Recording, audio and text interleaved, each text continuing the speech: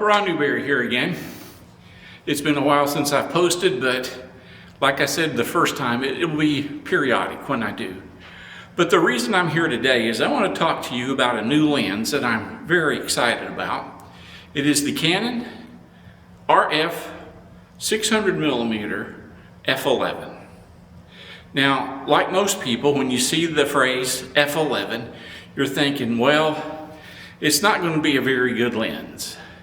You know, f11 is pretty narrow field of view, and low light is, questionable, and it just may not fit the bill.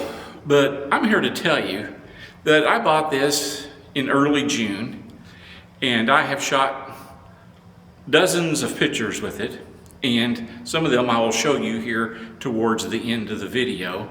And I must say, I was pleasantly surprised by this lens, and I'm really glad that I bought it. Now, it has a couple of things that are unique to a lens that I've never seen before. First of all, Canon, in their cheaper RF line, does not have a lens hood. But I bought this lens hood from Amazon, relatively inexpensive, and it works great. See, it just attaches straight on. The other thing about this lens is that you have to open it. And what I mean by that, you come here and you twist, and then extend, and then twist again. Now this lens is usable. If you put this on your camera in the closed position, it will tell you you need to open the lens. And that's how you do it. You twist, pull, twist again to lock it in place, and then close it down. You just do the same thing again in reverse. But I will tell you that I have been pleasantly surprised with this lens. First of all, it's very light. It weighs less than a pound. And when put on my Canon R8, which I'm filming with right now, the whole package weighs just barely 2 pounds. Very light, very, very good travel lens if you're going to be going out for the day for wildlife or whatever you shoot and you need a long lens for. It does work very, very well. It is, hang on a minute. It is an 88mm front lens. So if you do UV filters, you will need an 88mm lens filter, UV filter rather. This is an excellent lens. I have used it in autofocus. Autofocus works very well. Once in a great while, it will miss focus, but it is not enough to make it a problem. If you're trying to focus on a bird at distance, if the bird is sitting on top of a fence, focus on the fence, and the bird just snaps right into focus. I've had very little focus issues with this lens. The manual focus ring is very smooth. This is one of the smoothest manual focus rings that I have ever seen. It does remarkably well. It's easy to hold, it's easy to use, and when you're shooting, sometimes I put my hand here, sometimes I put it out here beyond the focus ring, which is right here in the middle of the ring. It does come with 3 switches.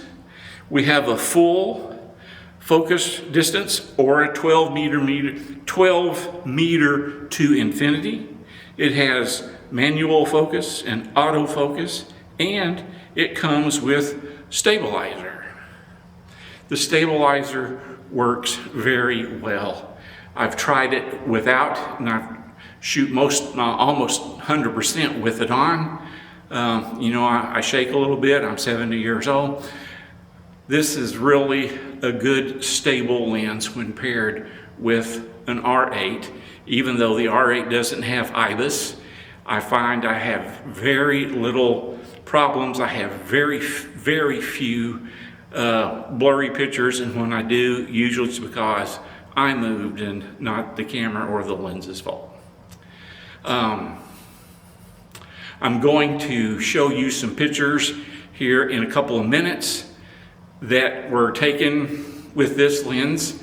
Right after I got it, I went to the closest airport, which was in Northwest Arkansas, and I found a good place to sit and watch the planes come in. Now it's about 3/4 of a mile from the landing pattern, and I'm going to show you some pictures that were taken with this lens. They were not cropped in any way. This is actually what the camera took.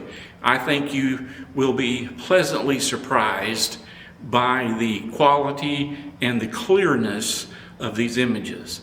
I've also will include a shot of the almost full moon. This one was cropped somewhat.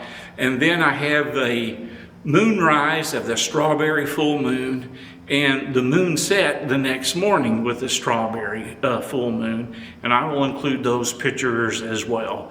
As you'll no doubt gather, the full moon pictures, it was quite dark, but I used auto ISO, and I don't remember what I had my ISO. I think I set it at this particular point. I don't remember what it was. I will find out and add it to the video later. But you will be pleasantly surprised with the clarity of the full moon and then the strawberry full moon at moonrise and moonset. So this is pretty much the entire video. I'm going to add some pictures now and let you see what was taken with this camera, with this lens, and hopefully it will be something that you are interested in. They do have an 800mm version of the same lens. I looked at that one, but I opted for the 600, basically because since it is a fixed focal length, I found 600 a little easier to find distant objects with than the 800. But other than that, I could highly recommend both of them to you. So stay tuned for some pictures that were taken with this lens. I will conclude the video with those pictures, and I hope you have a good day and seriously consider looking at the Canon RF 600mm f11.